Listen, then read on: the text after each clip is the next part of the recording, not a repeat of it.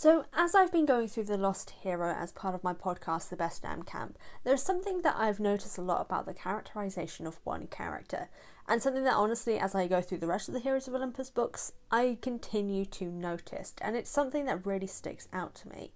And I wonder if it happens to other people as well. And that's the fact that Jason Grace is really not the best written main character.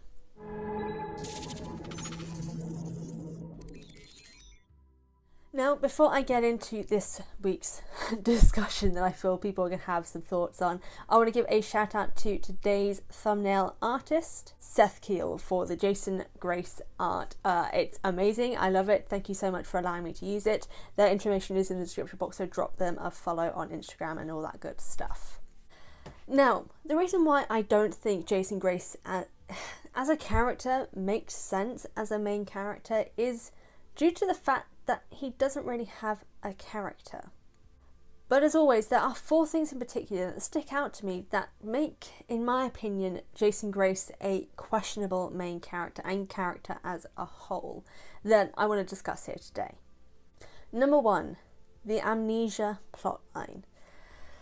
Now, I've discussed on the podcast, and I feel like I've said somewhere on social media, Amnesia Plotlines irritate the hell out of me. They don't make sense.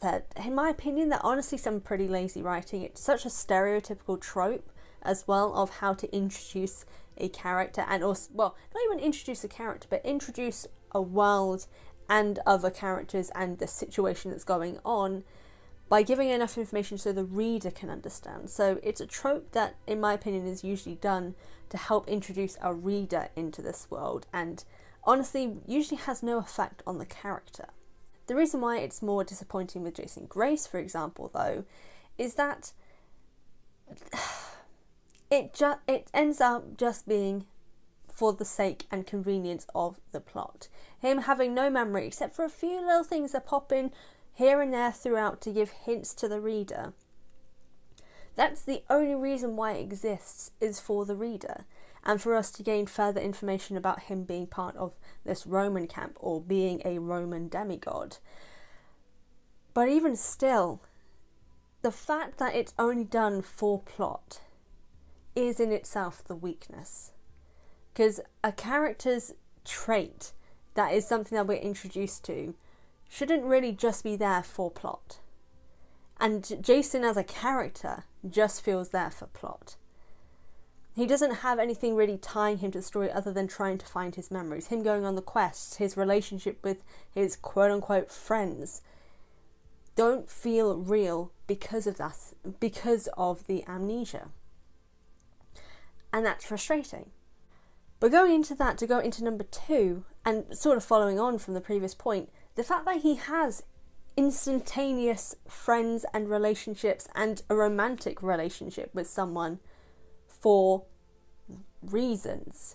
I feel like that's the whole thing. Him having this friendship with Leah and this romantic relationship, but friendship with Piper, that isn't real, but it is real to them.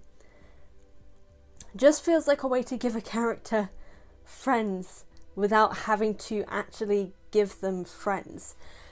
This is the issue that I find with The Lost Hero in general, and kind of a lot of Heroes of Olympus, is that the relationships and friendships in that series just don't feel real. The only ones that do are Percy, Frank and Hazel in Son of Neptune, but I'll get to that when I get to that.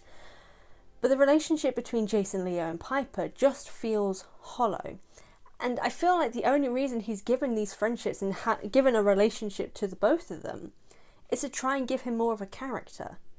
Like, we're being told things that he's done, things that he's been involved with, like pranking teachers and, you know, hanging out with Piper and all these sort of things and being a bit of a dork. But we never actually see any of those things happen. We never actually understand or learn about Jason as a person, except through stories told to us by his quote-unquote friends. And that's not really a good way to have a character. We shouldn't have to be told what this character can do and what this character is like. That should just be easily presented to us. But it's not, because he has amnesia and because he has instant friends and a romantic interest.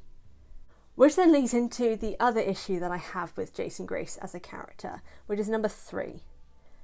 the telling and not showing of heroism. So Jason Grace as a character is meant to be a sort of foil to Percy, or like an opposite to Percy in general. They're meant to be the sort of people who will clash heads, but Jason is in a sense meant to be the Roman counterpart to Percy. The only issue with that is the only evidence we're given of him being like on the same level as Percy is by telling us that he defeated a titan with his bare hands, that he defeated a sea monster with his bare hands, that he is Plato, leader of, Camp Jupiter and all these sorts of things. So we're told all of these things, but as we see in The Lost Hero and throughout, and the fact that he is shipped with a brick shows that we aren't actually really seeing his skill and his, abilities as a strong demigod, but we're being told of things that he has done. Consistently, we are seeing, this is something I mentioned on the podcast, Piper is the most competent character in The Lost Hero. Jason's getting knocked out. He doesn't really know what's going on. He has moments where he collapses. He dies technically at one point because he's an idiot and doesn't know how to look away. We're just showing that he's incompetent, but then are being told that he's done all these incredible heroic things to put him on par with Percy. But we aren't seeing it, so it doesn't feel earned for his character. With Percy, we're seeing it. We're seeing his heroic acts. We're seeing his personality, his character. But with Jason, all of this is just being told to us. And as we find out in later books, the personality we got of someone who pranks teachers, not even real. He's like a strict, army boy who sticks with, a regime. He sleeps at certain points. He doesn't break the rules in a respect. He's boring. And I know that's not a nice thing to say, but he is in a sense a boring person. He doesn't do exciting things. He follows things to the letter. Which isn't what we were introduced to, and then feels really random. And then the final part for 4, and this is the one that I do have the most issue with. Well, actually I have an issue with all of them, but this is the one that I feel doesn't make sense. His character is built on the basis of connections to other characters that we know and get to know. The fact that he is a sibling to Talia Grace, someone who we know, someone who we like, someone who we care about. What was the reason? What was the reason for that? It felt so random. We'd never had Talia mention him before. There was no, well, actually in one of the short stories, but I think it's a short story that's technically written after Heroes of Olympus came out. But there are so many things about it that just felt random, but it just felt like it was included for us to be intrigued and interested by Jason's character. And then also that his connection to Percy is a big thing, because he is, a trade, him and Percy have traded places to the different camps. So he has a connection to Percy. And then also has a connection to Raina, for example, who is the more interesting character, because they have a previous relationship that is then obviously then forgotten and, she's screwed over a little bit.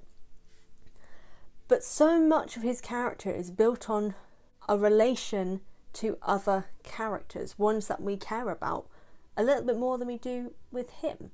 We get to know Raina quite a bit in Son of Neptune, so then when we find out about this relationship with Jason, we are building a further connection to Jason as a character. I don't know, just all these 4 things of the showing, not telling, connections to characters, the instant friends and relationships, and then the amnesia aspect. He just doesn't feel like a solid enough main character to be invested in for his character alone. I feel like fanning Jason, so the fan-made Jason, is so much more interesting than the one that we have in canon, which honestly I feel is true for all of the characters. But I can't tell what kind of character Jason is every time I read the books. He feels like a straight-laced, but also supposedly comedic and dorky person. It's only when we get to Trials of Apollo in the Burning Maze do I start to understand a bit more of his character. I don't know, there's just something about Jason that I just can't quite get. Which is why I feel like he doesn't make sense as a main character, because you're supposed to understand and connect with the main character. But we don't quite get that with Jason.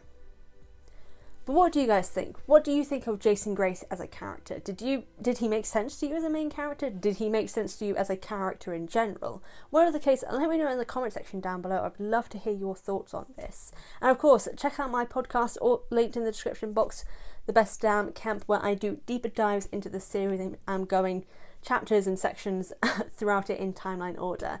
Gotta self-promo that. But and also, again, thank you to Seth Keel for the incredible art for this thumbnail. As always, in the description box you'll find the links to all of my social media, my merchandise store and my Patreon, where if you want to support me, that is the place to do so. Can't support me financially, hit the subscribe button and the notification bell, drop a thumbs up or a thumbs down if you don't agree, drop a comment, share with your friends, and let people know about this video, because I'm doing more Percy Jackson content in times to come. But again, thank you all so much for watching this video, and I'll see you guys next time.